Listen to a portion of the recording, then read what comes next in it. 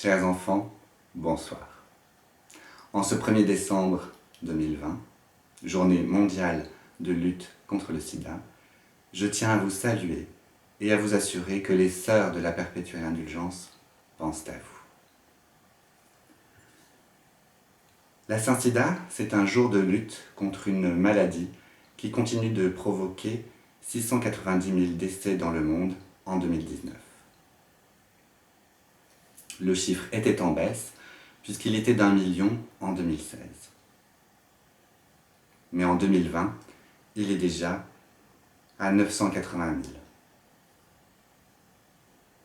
Avec les moyens de prévention auxquels nous avons accès dans les pays riches, les contaminations baissent peu à peu, et aujourd'hui, 26 millions de personnes séropositives ont accès à des traitements antirétroviraux qui, pris régulièrement, bloquent la maladie et réduisent très fortement le risque de contamination.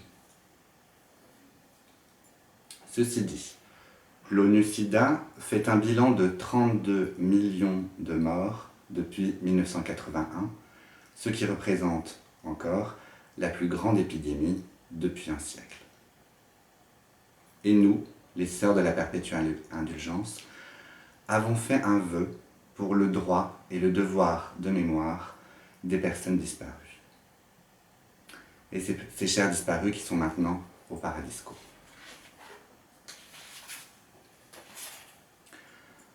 Alors que nous traversons une nouvelle épidémie avec le Covid-19, nous devons rester mobilisés contre le sida.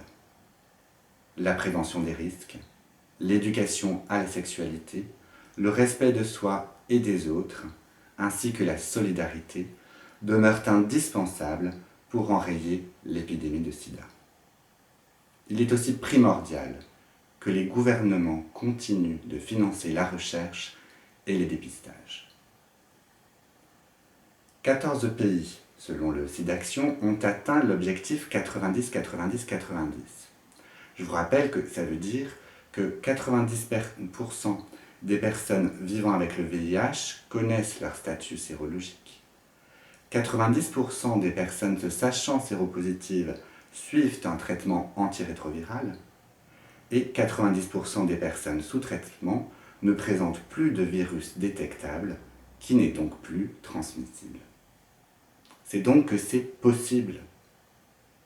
Pourtant, un tiers des personnes vivant avec le VIH dans le monde n'ont pas accès au traitement vital. 13 millions de personnes.